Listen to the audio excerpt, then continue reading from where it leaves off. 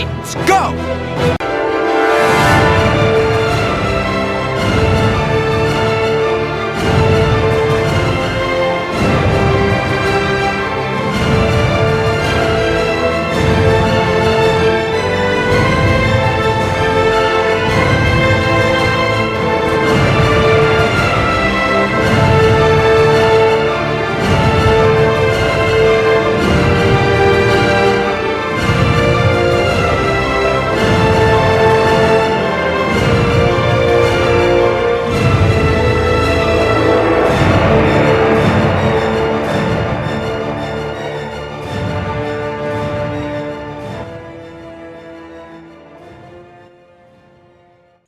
Again, everyone. Welcome back to Titan Talk, the Titans podcast.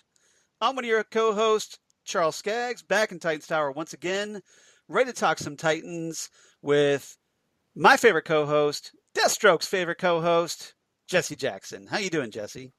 I'm good. It's deja vu all over again. Yes, it is. Yes, it is. Because computer. Yeah. How you doing? Doing good. Yeah, we had a little technical difficulties, so this is our take 2 on this. So for just a little inside baseball on that. So yeah, Absolutely. Here we're doing great. Here at episode 41, we're going to talk Deathstroke, the 5th episode of Titans season 2, released just a couple days ago on October 4th, 2019. And I'm dying to know what you thought about this episode, Jesse. I hope you enjoyed it. I did. I really like the I like how the season is going, and I'm going to tease. I have a theory about next week's episode, so let's hurry up. Jesse's got a theory. I do. All right, but you're gonna save that for later. Yes. All right. So this episode, written by Bianca Sams, who's new to the series, and directed by Nick Gomez, who's also new to the series. All right. No new cast members in this one, but we get the return, of course, Esai Morales as Deathstroke, because, hey, the episode title is Deathstroke, go figure. We got the appearance of Michael Mosley as Dr. Light, or maybe the last appearance of Michael Mosley as Dr. Light, as it turns out in this episode. It appears to be, yes. It appears, but, it's comic book television, so if you don't see a body, and even if you do see a body, they might not always be dead. So, yes, go figure. Curran Walters, of course, Jason Todd, and Chelsea Zhang as Rose Wilson, who I thought was really good in this story. Absolutely. Dying to know what you're talking about, or what your thoughts are about. So you want to do do you have any general thoughts about this episode before we get into our main topic discussion? So I really liked it. I thought there is more. They're giving us more proof that your theory that Jericho ended up dying. Right. I think they gave us a lot of proof about that. I thought the interaction was really good. My only, or at least they think he's dead. Let's put it that way. Yeah. I'm a little bit. I'm a little concerned. Just not concerned, but I think if anyone is getting, Gar is getting shortchanged this season. I mean, there's a lot of people, and so there is a lot of, people to.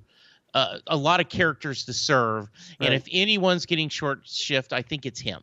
Well, he did have some pretty big scenes in the past couple episodes, or a few episodes. He got to go down in the subway tunnels with Jason, which ultimately went to a big epic fail. And then he also had this big confrontation with Raven. Yes, that I want to definitely talk about. Absolutely. In this episode. So with that in mind, I have 4 topics this week. And how about you? Are you liking the season? Oh yeah, I'm really liking the season compared to season 1. I think it's definitely a step up. I think the show is finally at least on track. It may not be the best comic book TV show out there, but it's definitely entertaining. Yeah. and they've had some, some solid character moments, and I think they've kind of figured out the tone of the show Yes, I compared agree. compared to the first season, which was kind of all over the place and was just generally unpleasant at times to watch. Right. All right. Yeah. So, four topics this week. First topic I want to talk. I'll just run them down really quickly before we get started. Topic number one, I want to talk about Deathstroke, Dr. Light, and Jason. Okay. Topic number two, I want to talk about the original Titans. That's Dick, Donna, Hank, and Dawn. Topic Okay. number three, I want to talk about the new Titans. That's Rose, Rachel, and Gar. And Okay. then topic number four, I want to talk about Deathstroke again, only this time with that big epic fight between Deathstroke, Dick, and Corey. Good. So I Okay. thought that might be a good way to break it down. Okay. Good. All right. So topic number one, Deathstroke, Dr. Light, and Jason. Mm-hmm. When we kind of picked up from a couple of episodes ago, that after our little kind of flashback to the past, Right. that Jason had been taken by captured by Dr. Light and Deathstroke, and kind of dragged off, and Mm-hmm. we weren't sure of his fate because That's nobody. correct. He was basically, we just saw a big bloody smear, and obviously we figured he was still alive, but we didn't know what happened to him. So here Mm-hmm. we find out what happened to him. He ends up captured, and he's tied up, and he's kind of, looks like they're kind of hanging out in Dr. Light's lair, Yes. where Dr. Light has all kinds of like lamp stands and just a bunch of stands and lamps with bulbs and whatnot, just so he can juice off those. And Deathstroke is just kind of sitting there chilling as all of this goes Mm-hmm. on. So Yeah. it made for a very interesting sequence, and I'd like to know what you thought of this. So I liked it. I thought it was kind of cool to see him pull the light, the energy from them. Yes, from the lamps, Um, yeah. yeah. So I thought that was kind of cool. Will just overall, I What'd you think of it? What'd you think of Jason taking down Dr. Light with just his feet? I thought that was really well done. I loved the interaction of Jason not being intimidated. Right. He is so. He doesn't give up easily, at least. No, he continues to be cocky. Right. But in this case, I think it's the right thing to do. I think he should be cocky because, you can't let him see you sweat. You can't let him see you fear. Right. So, he's talking about, I can do this all day, and if you're lucky, twice on Sundays. Yeah. Well, he was trying to bait Dr. Light, so yes, he was. to draw him closer. So he's basically intentionally trying to annoy him, Yes. so that Light would get up in his grill long enough that he could do that big sleeper move with his legs, Mm-hmm. and escape. Yeah. I like that. I thought it was really sharp, very kind of how do I want to put it? This was just, I thought it was kind of it shows that Jason is not as dumb as he seems sometimes. Right. He was thinking smart. So I was very happy with it. I thought Jason showed himself as someone who knows what to do. Right. And so I was very, very happy. See, I think that's what a lot of people underestimate, is that he is intelligent. His problem, Yes. Jason's problem, of course, is just that his impulsiveness and his over eagerness gets in the way of that, and he kind of gets ahead of his own feet, so to speak. I think so. I think that he is able to. He sometimes writes a check that his butt can't cover. Right. But overall, I think it's really smart, and really, really a good idea. So yeah, I liked seeing Jason interact. I liked the him taking out Dr. Light, and then I was like, oh wait a minute. And then of course Deathstroke, you knew was going to catch him, and that was a great line. Leaving so early? Yeah, or leaving so soon. It was right. just really good. I really like Morales as Esai Deathstroke. Morales. He's Yeah, like, yes, yeah. he's a great actor.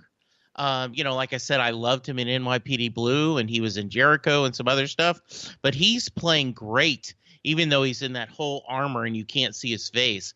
His voice sounds awesome. Yeah, he's obviously very menacing, and he's essentially my favorite live action version of the character to date. So sorry, Yes, Manu Bennett fans on Arrow, yeah, but I think Esai Morales captures the Deathstroke we've been wanting to see yeah, in live action.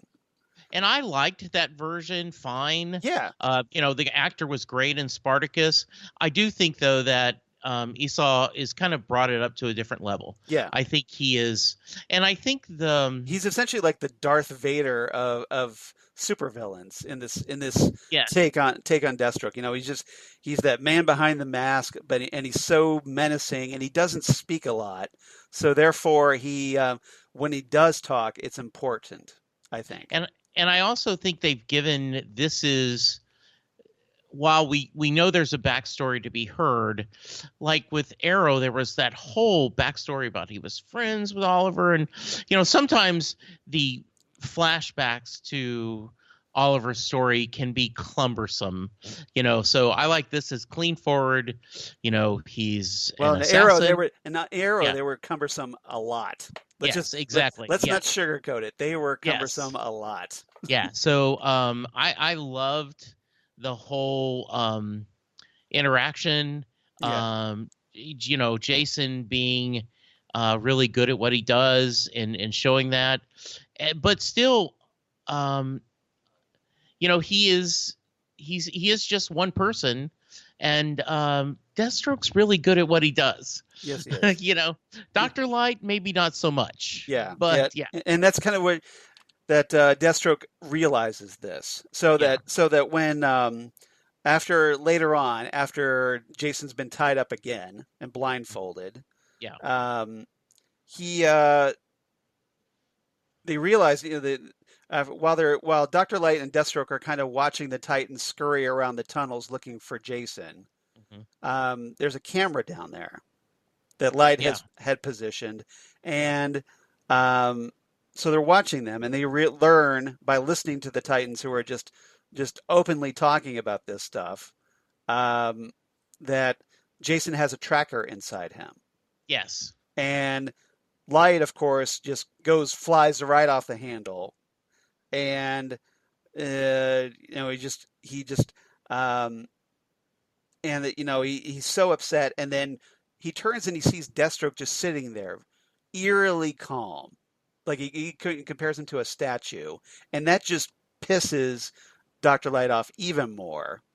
but and I didn't write down the line. Yeah. Just I'll package my excuse on not doing my homework this time. There is an excuse this time. Okay. But the dog ate my homework. Okay. Yes. So the computer froze on replaying the episode. When he basically says something to Dr. Light like, or perhaps I have a theory or a plan that you can't comprehend. Yeah. And I do think Dr. Light, and no one can see me but Charles, is down here. I'm putting my hand. The bar is really low. Very low for his intellect, while Deathstroke's is very high. Deathstroke is like way high. Yes, exactly. He's like raising both hands in the air high. Charles is doing the Mary Lou Retton with his highs and so high. Yes. So Deathstroke gets Dr. Light gets really frustrated with Deathstroke. He accuses him of losing focus ever since he found out that his daughter was with the Titans. And he's like, okay, screw this. I'm going to go take care of the Titans myself. Well, you just sit there. Yeah. And so, which is ultimately his big mistake. And, just calling out Deathstroke, you don't do that. It's like, no, you don't call out Darth Vader for like losing the stolen battle plans. as that one Imperial Council member found out in the original Star Wars. You don't call out Deathstroke. So So hang while on what just a minute, Charles. I have a you're joke I need to make. you have to You're make on a a joke roll. just to kill my momentum for your No, joke. you're Kobe, but it's It better be a grid. good joke. That's all I'm saying. In the words of Jim Croce, right? You don't tug on Superman's cape. You don't spit in the wind. You don't poke the mask of the old Long Ranger, and you don't F with Deathstroke. Right. Exactly? Yes, this is exactly right. So, Okay. So um, continue. okay, so let me see if I can remember where my momentum was. All right. Um, Dr. Light goes off, leaves the building. Deathstroke's there with Jason alone, and he uses this device to scan for Jason's tracker. He finds it in his leg, starts carving it out of his leg with a knife. Now, we think, okay, that's it. Light goes into his little pickup truck, starts trying to pump himself up with heavy metal music. And of all things, it's Nickelback, which should tell you all you need to know about Dr. Light if you know anything about Nickelback. And so while he's going, trying to get himself all pumped up to take on the Titans and drive off, there's a gunshot. Guess who shot Dr. Light as he falls face first onto the horn and is dead, presumably, because we saw his little power indicator go boo and go out. Yes. The lesser known sequel to Who Killed JR. Who killed Dr. Light? Except this time we know. All right. Jesse with those timely Mary Lou Retton and Who Shot JR references. Yes, it is. Yeah, I love this. I first off. Yes. So what did you think of Deathstroke killing Dr. Light?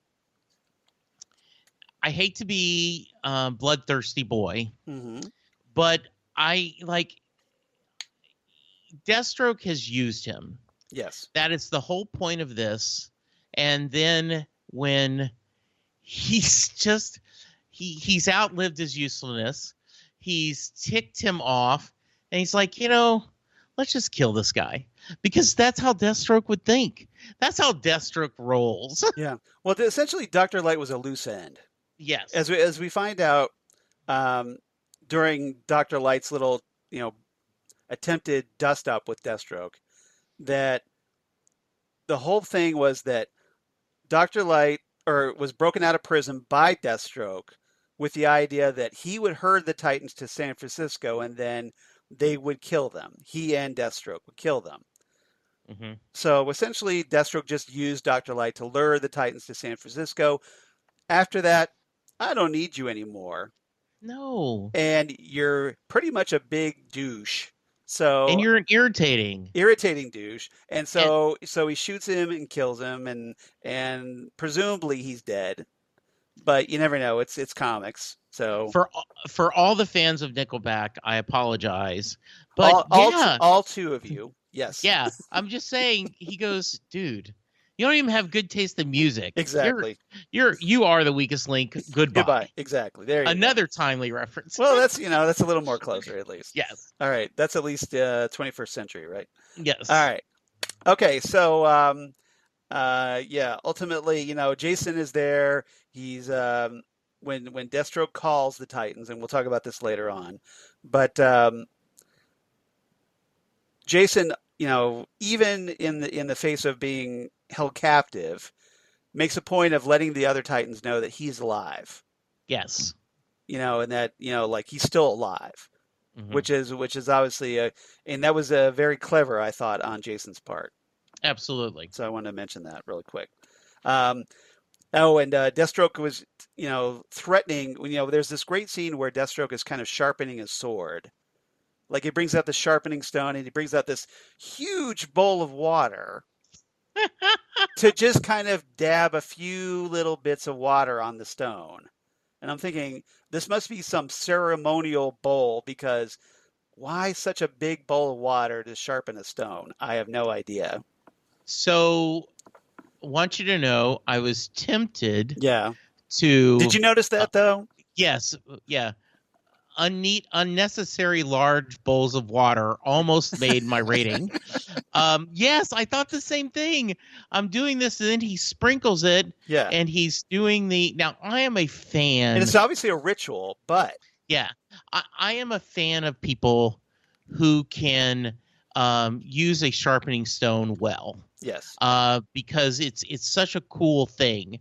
I'm only half arse good at it, Yeah. and and that moving that is a great ritual. Right. But it was just so funny to why such a big bowl of water. Yeah, so I noticed that too. Yeah, it just did not make any sense to me. No, it didn't. All right. Anything else about Deathstroke, Dr. Light, and Jason in this segment? Because obviously we're going um to talk about Deathstroke again later on with the fight with Corey and Dick. yeah, no, I'm good right now. All right. Topic number 2 then. The original Titans. So this is Dick, Donna, Hank, and Dawn. Yes. And obviously we've got the original Titans out looking for Jason. Ultimately, they end up coming across Dr. Light's corpse with Deathstroke leaving the tracker inside Dr. Light. There's Yeah. like it finally comes back online, and they track it down. Oh, bum, bum, bum, bum, it's Dr. Yeah. Light, not Jason. Mm-hmm.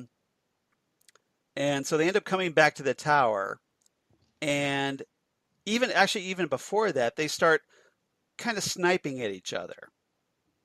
And because you've got Hank blaming Dick for starting up the Titans, and because he's kind of mad that Dick is using Jason as bait, or he thinks that Jason is bait, and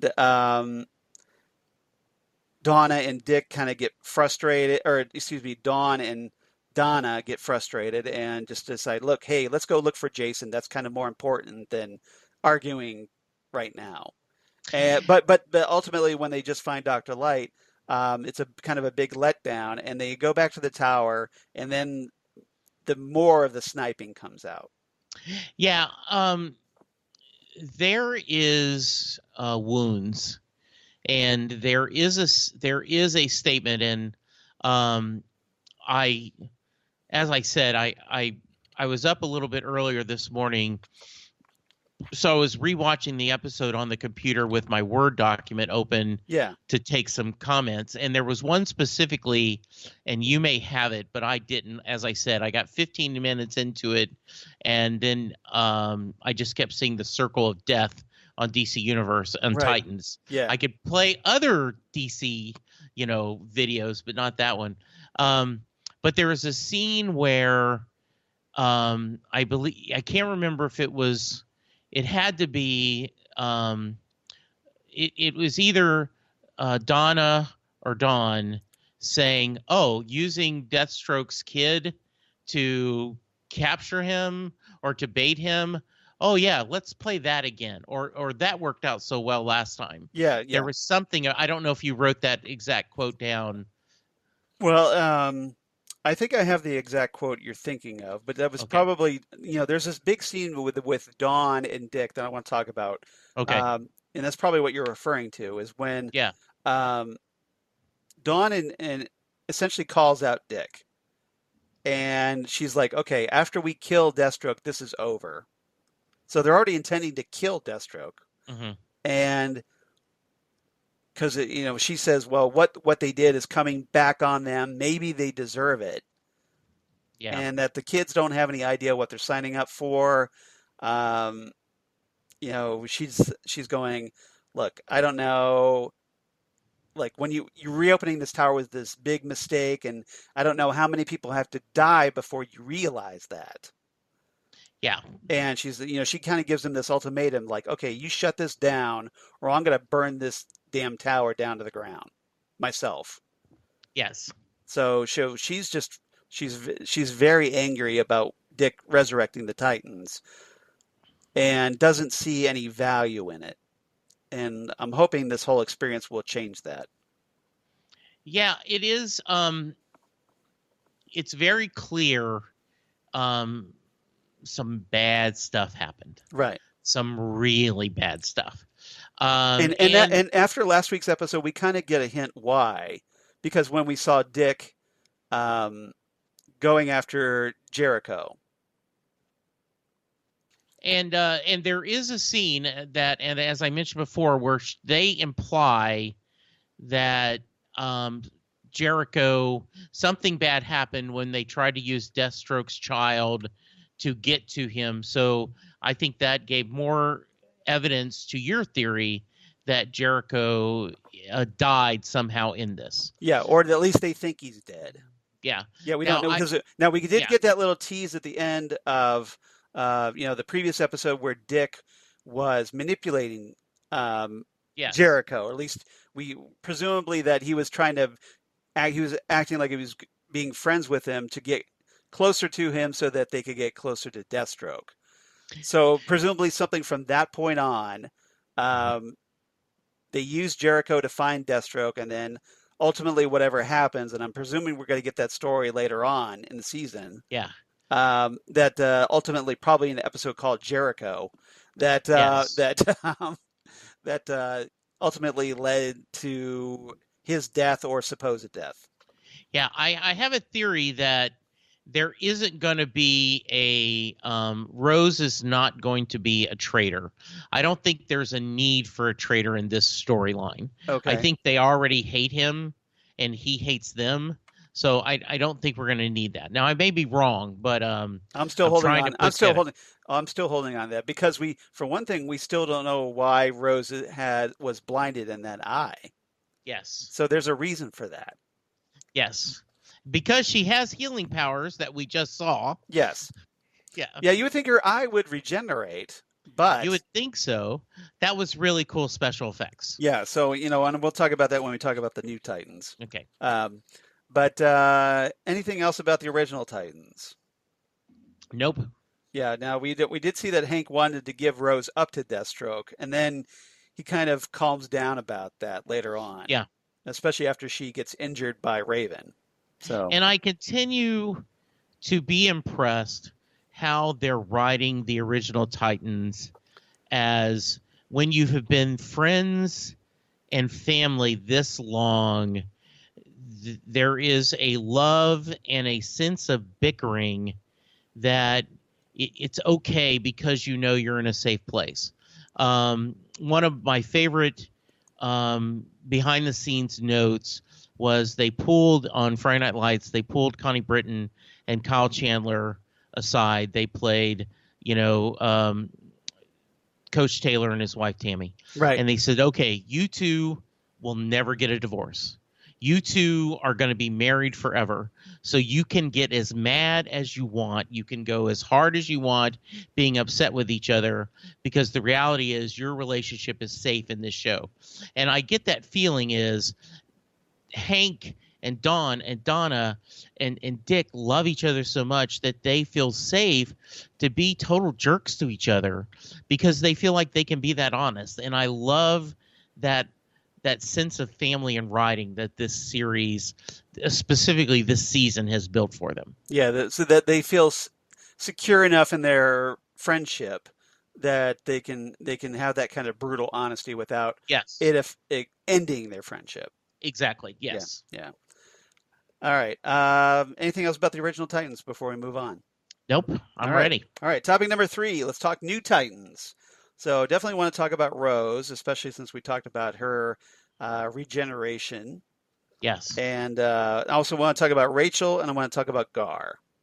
Okay. So who have a bit of a confrontation themselves. Mm-hmm. And obviously not having the history that Dick and Donna and Hank and Dawn have.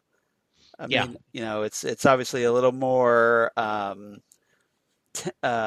fragile, I think. Yes, well said. Okay. He lashes out to Rachel about her, her death shadow knives cutting his hand. The idea they're bickering back and forth because they're both worried about Jason. There is a lot of concern. I like that about him. I did love the Rose saying your girlfriend, and Garth like, she's not your girlfriend. I mean, just such a she's not. It's because Yeah, obviously, he's all nervous about it, and yeah, then Rose kind of calls him out on that, and just says, "Well, is it the case that you know you're not interested, or because she's not interested?" yeah, And obviously hinting that, well, she knows that he has a crush on her, but it's absolutely. obviously unrequited, I think. And I think Rachel does care about him, and I do ship these two to, as Right, all the cool kids are saying. right. So I do hope there's going to be a relationship, but right now, she's dealing with her own baggage, and I was really glad to see Corey show up to kind of be a mentor and help her. So I'm glad that she ended up flying in. They showed her going to Chicago Hair, and implied that she flew into San Francisco very quickly to kind of help the Right. team. Yeah. Um, Now, when we talk about Gar and Rachel, they obviously have this big fight, and it's pretty harsh It is. because they have uh, Gar. He calls her out. Like I want to say they just kind of get into it with um, that Rachel telling Gar that, well, I could have helped you and Jason if you hadn't kept this a secret. And Gar comes back at her going, well, look, you can't even control that thing inside you.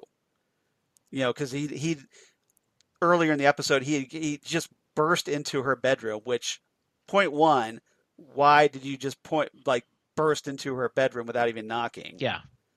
And then he goes in there and then sees this swirling cloud of death over her.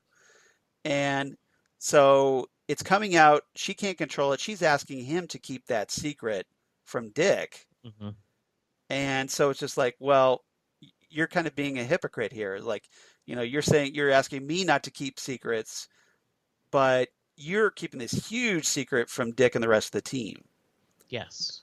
And she accuses him of spying on her, which seems like a really harsh overreaction on her part. And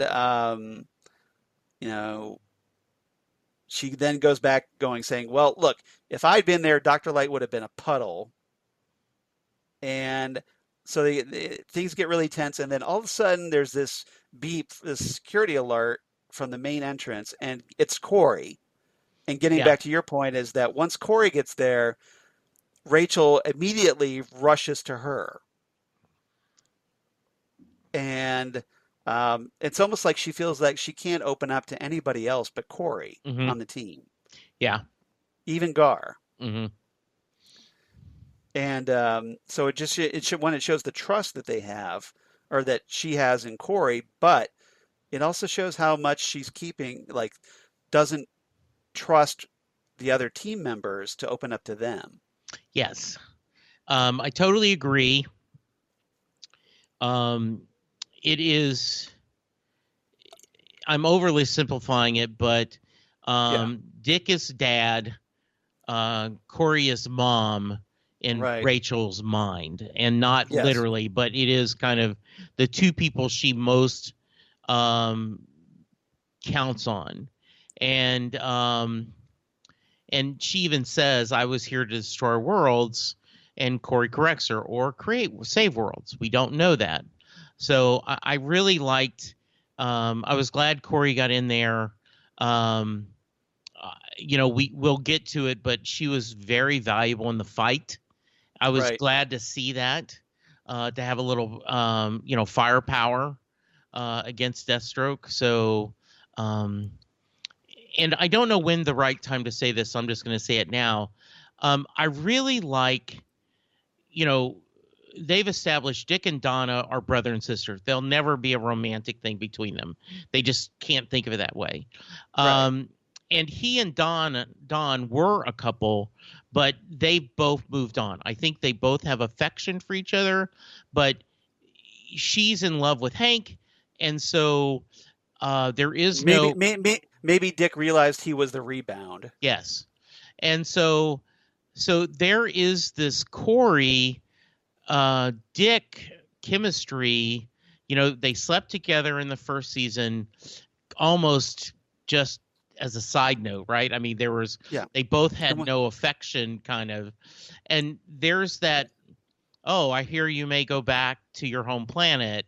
And there's this kind of connection between them where neither one want to say anything, but you can tell there is an attraction and there is a potential couple there that if they want to embrace it could happen. And I loved how the two actors played it, and I loved how the writers wrote it.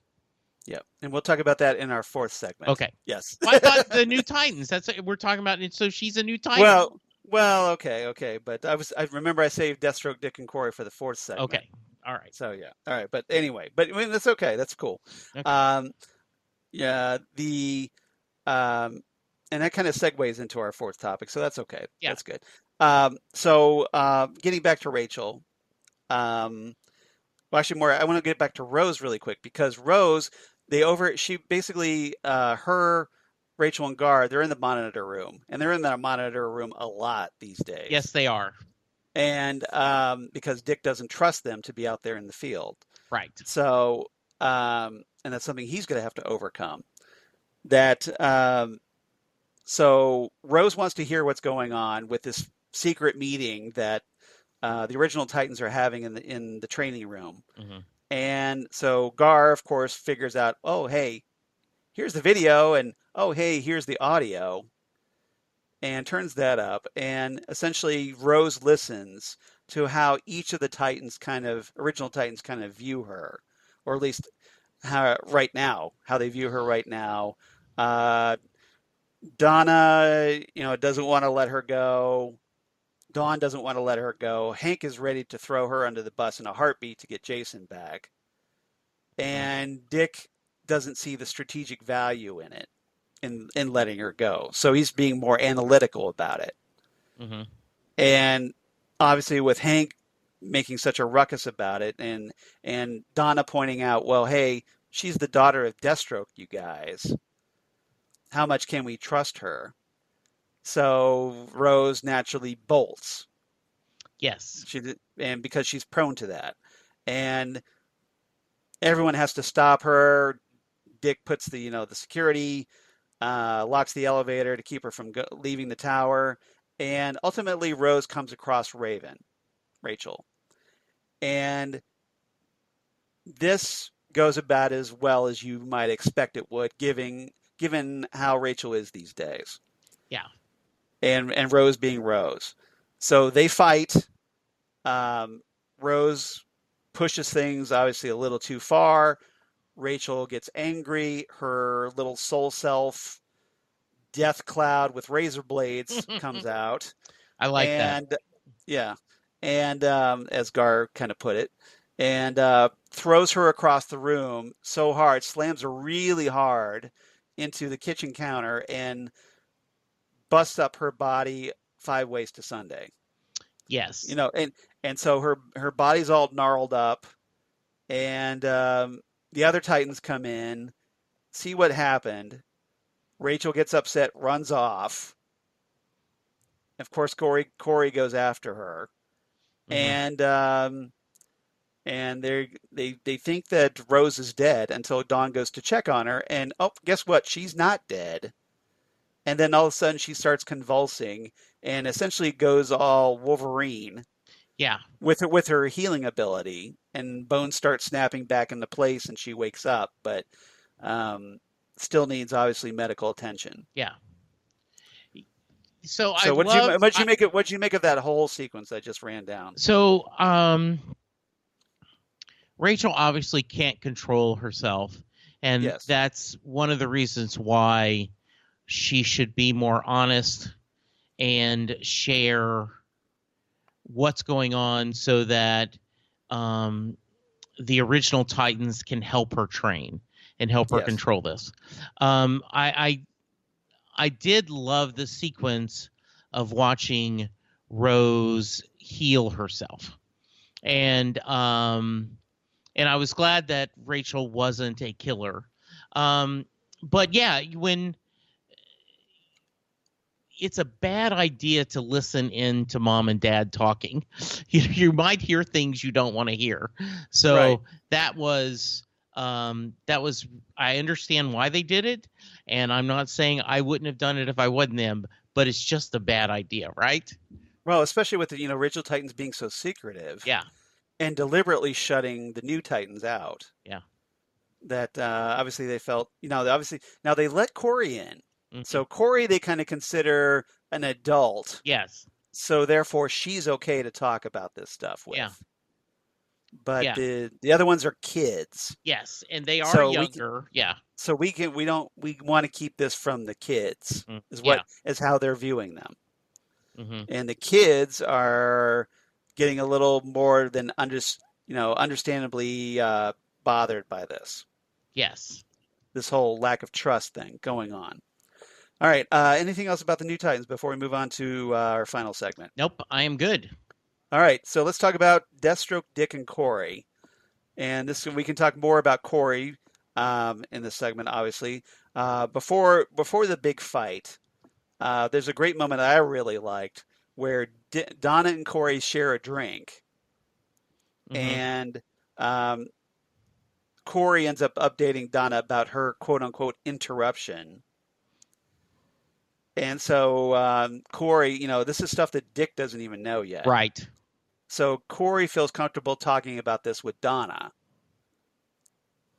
So they've already got this closeness, that after spending all that time in a van fighting crime. Yeah, because it had been several months they had been working together. Yeah. So So it seemed. yeah. So yeah, it seemed like they've at least Corey feels comfortable talking to Dick about, or talking to Don, excuse me, about this. Yes. And she tells it, like, hey, this guy was in the Royal Protection Services, and on Tamaran, she's next in line. This is where Donna realizes she was a princess, Yes. royalty. And Corey makes this comment where that she wants to stay on Earth but doesn't know if she has a choice. And Donna makes this comment that she wants to be anywhere but in the tower. Yeah. So it kind of shows you where Donna's head is at, Right. I think. So I just really like that scene. I How liked about it a you? lot too. I like these scenes together. Um, the um, I continue just to love Connor Leslie's Right. portrayal as Donna. She's she has great chemistry with everyone, and that weariness, the kind of reveal of Corey going, yeah, I'm Royal Guard, and just kind of the matter of fact way she talked about that. That was a really nice scene, and the scene where, as I was talking about before, her and Grayson, kind of this awkward goodbye, Yeah. and He compliments her about her hair. yes, and which gives And you. Go ahead. yeah, she uses that line back at him later on. You're Yeah, like, you didn't think I was going to let you give that line yeah, that's or your last compliment my line. hair as your goodbye. Yeah, Yeah. because Dick does have the plan. He has lived with his guilt. He because of his, and we're gonna speculate here, or at least I'm going to. I'm going to speculate that he became all Batman, came up with the plan to use Jericho to manipulate Deathstroke. That ends up going poorly. As you keep saying, Jericho, we assume is dead. Maybe he isn't. I think he's deader than dead. And that guilt of why Dick went to the dark side. They're in Detroit, away, and now then he's trying to redeem himself by redoing this to try to raise these other Titans in a better way. But his original family is telling him it won't work. And so he's come up in his mind, I'm the ultimate sacrifice. If I give Deathstroke myself, then maybe everyone else will be okay. And that's a Yes. very Dick Grayson type move. I think it fits into the show. I think it fits in his character. And I love the idea that Corey and the other Titans would have said, no, you aren't going to do that. So I really like that whole sequence. Yeah, I did too. And we'll see how that plays out, obviously. Yeah. All right. There was a scene earlier. We kind of forgot to talk about it. Rachel, when Rachel was talking to Corey, Mm-hmm. Corey mentions, "Hey, this whole process that you're going through is what we call in Tamaran called transfiguration." Mm-hmm. And so we kind of get a little bit more explanation about how her powers work in this continuity. Mm-hmm. Um, Apparently, all the Tamaranians have this power, as it turns out, Mm-hmm. and they have to wear what's called Sawar bracelets in order to suppress the ability until to make what Corey refers to the power is called Starfire. So obviously, she gets her code name from that Yeah. later on, and apparently they do this and they wear these bracelets until they reach maturity and can control their powers. But apparently, Corey is something special, as we learn that apparently the bracelets wouldn't, her powers couldn't stay caged. Right. So is this because of this? Is this why she left Tamaran? We don't know. Mm-hmm. But apparently it kind of hints that Corey isn't your typical Tamaranian. And the original Raven in the comics did not wear bracelets or something like Yeah. Wonder Girl did. So I was wondering if that was a kind of sly that this is how Rachel is going to be able to control her powers. And it might be, but that is not something from the comic, right? Yeah, this whole thing with the bracelets and all the other Tamaranians having these powers. This is something brand new to this continuity. Yeah, I agree. This definitely isn't anything to the Yeah. comics. This is something new for the show. Mm-hmm. So it's a little weird for me watching it, going like, oh wait, they all have powers. Yeah. But apparently Corey's are more special than everybody else's. Mm-hmm. Yes. For whatever reason, we'll find out. Okay. All right. So I just want to mention that real quick before we go on. So let's get to the fight. So obviously it was a very cool fight. Very great fight. Dick, being Dick, Mm-hmm. Essentially tries to make a martyr out of himself. He essentially submits himself as a replacement hostage for Jason. Mm-hmm. Like, look, okay, you can do whatever you want to me. Just let Jason go. I'm the one you want. Mm-hmm. So he's all being the self-sacrificing martyr. He even tosses away his bulletproof vest. Yes. That he was wearing, and Deathstroke tells him, "Look, this is not going to go the way you want." So obviously, Deathstroke realizes what Dick is doing here, and he's like, "You're not going to control this situation. I'm in control of this situation." And it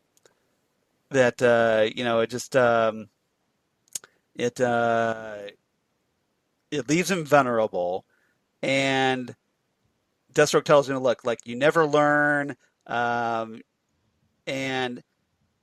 he tells Dick to get up, and this is where he kind of taunts Dick at the moment, where by revealing that Jason is out on this window washer's platform outside the building, tied up, and then, oh yes, of course, there's an explosive, which when it detonates, it's going to send the window washer platform falling to the ground.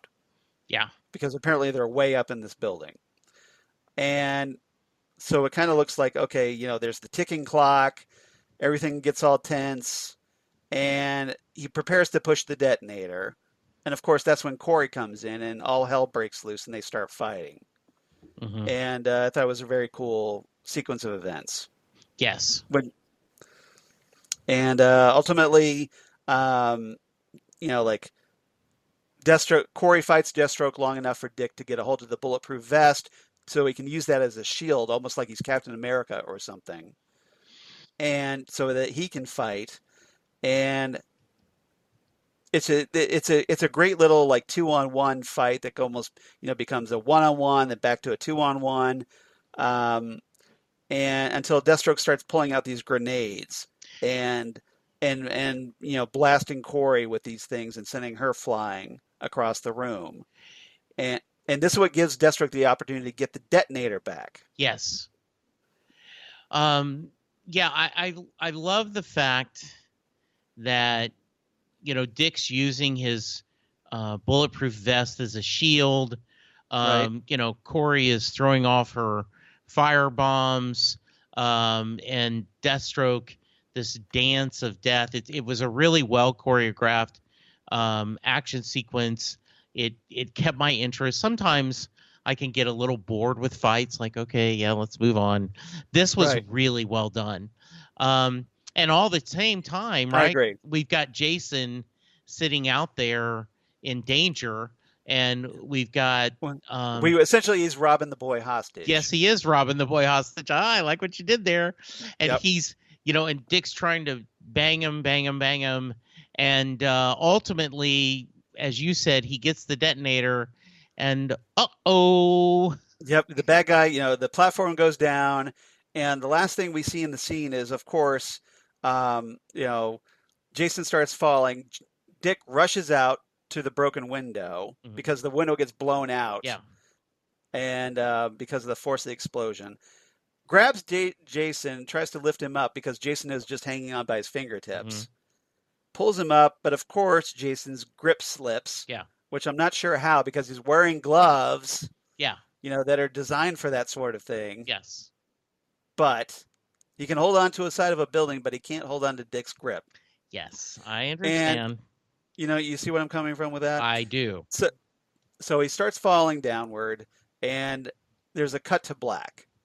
Yes. And we're supposed to think, oh no, Jason died. All right. However, yes, if you noticed earlier, they made a big whole deal that while the other original Titans were kind of patrolling the area, and Dick had gone rogue and left them, there's the sound of a helicopter around. Yes. And so the question is is that Bruce Wayne in the helicopter, in the Batcopter, rescuing Jason, or is that something else, somebody else in a helicopter that's going to rescue Jason in the nick of time? So next week's episode is named Connor. I bet you all next week is going to be an episode just about Connor breaking out, and we will not see one scene in San Francisco or about Jason falling. I agree. That's my theory. Because they love to drag out these cliffhangers and okay, hey, yes, we know you're wanting to see the resolution of this cliffhanger, so here's a flashback episode, and you have to wait another week. Yes. Yeah, yes. It's kind of an annoying thing that showrunners are doing. I agree with you. Yes.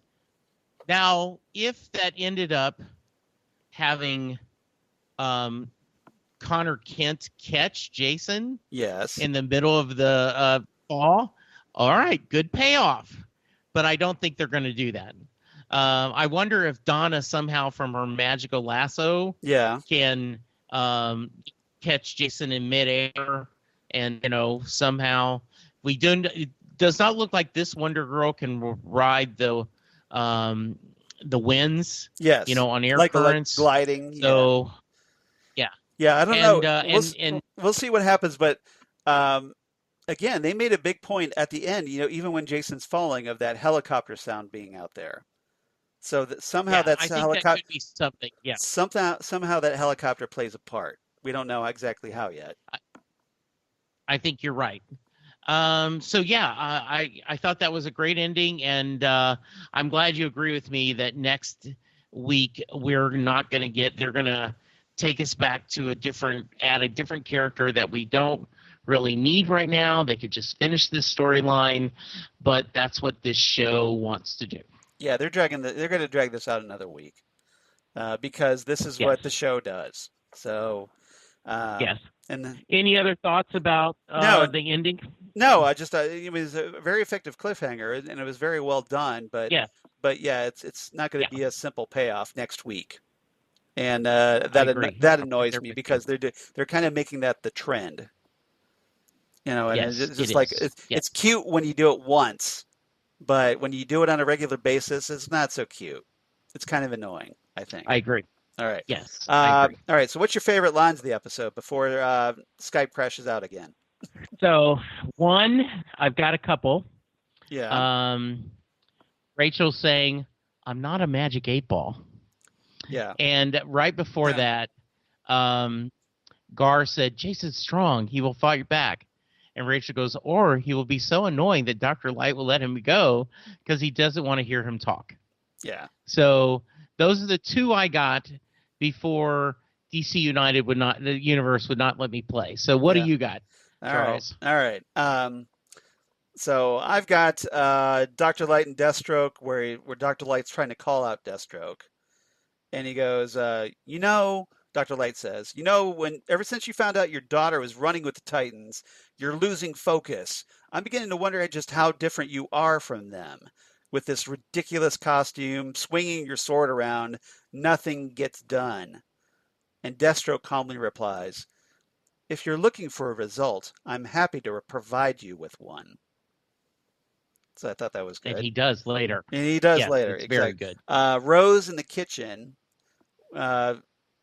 Gar's there, like trying to make coffee or whatever, and Rose is sitting there going through the cereal, and she goes, "Do you guys have any cereal that's not made for old people?" That was a great line. That was a great line. I like that one a lot.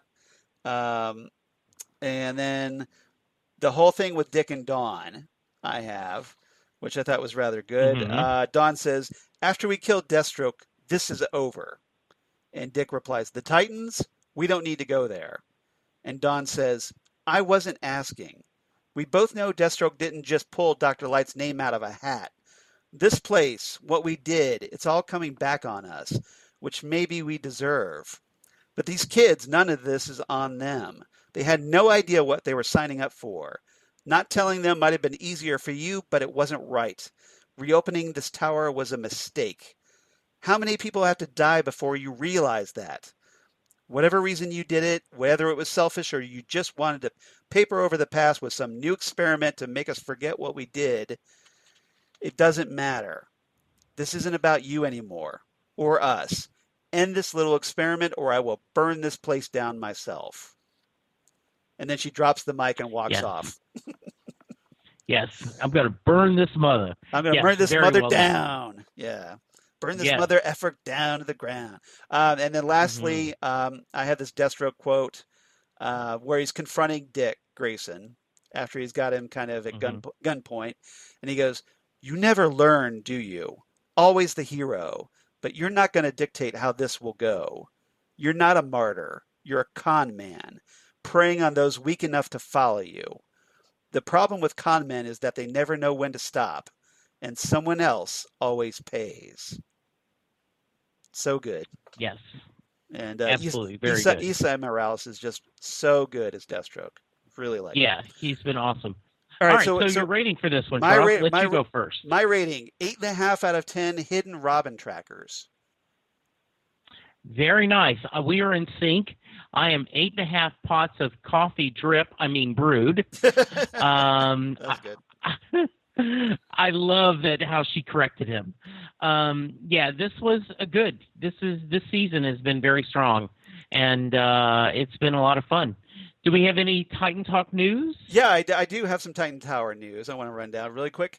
Some news that came out over the weekend at the New York Comic Con that of Titan's interest, I think, especially after discussing this episode, is that we got word of the new CW Seed animated series, Deathstroke Knights and Dragons, which is a new web-based animated series similar to the Constantine series that came out not too long ago, and the ones with the Ray and Vixen, that kind of thing. This is a new one that's going to be coming out around the first quarter of 2020, so sometime within the first 3 months of 2020, starring Michael Chiklis as Deathstroke, the voice of Deathstroke. And Chiklis, if you remember, that'll be good. Yeah, Chiklis, if you remember, obviously big major character on the Shield, the lead on the Shield, and then he was on Gotham as Captain Nathaniel Barnes, the Executioner. and a lot of other different things. Um, American Horror Story, Freak Show, that kind of thing. Really good actor. Sasha Alexander is going to be playing Addie, who I'm presuming is a version of Adeline Wilson, Mm-hmm. and Chris J. Alex is going to be playing the Jackal. So we're getting the return of the Jackal, the guy who slits the throat of um, Jericho as a kid. Oh, good. And then we've got Faye Mata as Rose, Griffin Puatu as Jericho, Colin Salmon, who we talked recently on the Phantom Zone, who played General Zod, is going to be doing the voice of Wintergreen. So that should be good. Oh, good. That's nice. Yeah. And Panta Mosley, I hope I'm pronouncing that right. She's going to be Lady Shiva. So we're getting Lady Shiva in this series, in this animated series, which should be really cool as well. But the premise of this is 10 years ago, Slade Wilson, aka the super assassin Deathstroke, made a tragic mistake and his wife and son paid a terrible price. Now, a decade later, Wilson's family is threatened once again by the murderous Jackal and the terrorists of Hive. So we're getting Hive as well, Hive. And can Deathstroke atone for the sins of the past, or will his family pay the ultimate price? So find out. Dun, And dun, dun. dun dun dun, Yeah. and Deathstroke Knights and Dragons. So that should be pretty cool to check out. And hey, it's on Yeah. CW Seed, so it should be free, right? So you no excuses. Should check that Mm-hmm. out until they eventually Mm-hmm. release it on DVD or what have you. Um, Yeah. so just thought I'd mention that. And then we also got on Tell It to Titan Talk News, we got some email from, once again, from Stephen Marshall. So hi, Stephen. Yay. So thanks for writing it back, Stephen. We really appreciate it. Really quickly, he says, "Hi guys, hope you're doing well. The latest episode Deathstroke was awesome. I think for me, it's now confirmed that this is the best live-action Deathstroke Slade Wilson we've ever had." Well, obviously, I felt the same way because I posted that on Twitter. I was absolutely Mm-hmm. stunned when he killed Dr. Light. He will literally do anything to achieve his goals. Stephen continues, "After watching this week's episode, though, I don't think Rose is going to turn on the team." So I guess Stephen agrees with you. Why would Deathstroke make a Right. trade? Why would Deathstroke make a trade for her if she was already on his side? Just doesn't add up to me. Well, I'm thinking, that this is all a sham. So Okay. it's all to sell the idea that Rose won't turn traitor, so that when she does, Yeah. it's a big shock. Speaking of Rose, did either of you guys get the Grudge vibes from her body repairing herself? And Steven's referring to this 2004 supernatural horror movie, The Grudge, with which one of those like Japanese horror films that adapted for American audiences, and so I get Okay. where he's referring to. And then he continues, "I can't wait for next week episode Connor. I'm a huge Superboy fan, so this is the one I've been waiting for. I have a theory that he's going to be the one saving Jason from death, either at the end of the next episode or the start of the one after." So I guess Steven's Okay. also tipped onto the fact that they'll probably make us wait another week for this to be resolved. He and I are in sync. Pretty much. Anyway, guys, thanks as Yeah. always. And sorry it was a long email. Well, it wasn't that long. No big deal. No, Steven, it was great. We love it. yeah, thanks, Steven. Thank you so much for writing in. Always great to hear from you. And we're really glad you're listening to us as well. And along with everybody else, we're also very appreciative of that. Absolutely. All right. So otherwise, if you want to be like Steven, you want to reach out to us, we'd love to hear from you. So you can reach us, email us at titantalkcast@gmail.com. That's titantalkcast@gmail.com. We'd love to hear from you. Let us know what you think. If you're enjoying this season so far, got any theories about the episodes, drop us a line. Or you can reach us on Twitter at Titan Talkcast, or on Facebook, of course, Titan Talk, the Titans podcast. We're getting close to 100 likes on Titan Talk. We'd obviously like to get more, and we definitely appreciate that if you reach out to us there as well. Jesse, where can they reach you on the interwebs? Well, you can find me on Twitter at Jesse Jackson DFW. You can find me on Facebook at Jesse Jackson, Louisville, Texas.